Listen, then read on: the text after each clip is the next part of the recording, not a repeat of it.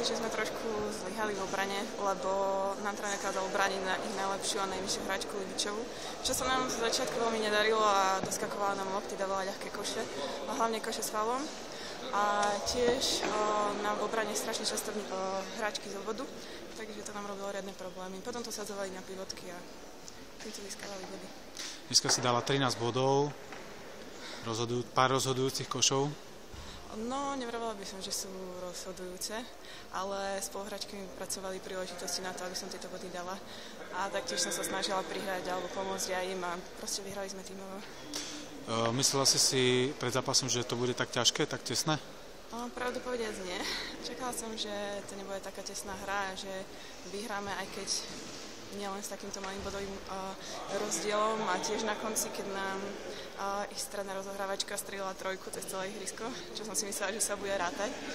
Vtedy, ak by uznali túto trojku a ak by naša nová Američanka nedala tie rozhodujúce 2 šestky, tak neviem, asi by sa predĺžovalo a neviem, ako by to skončilo. Super.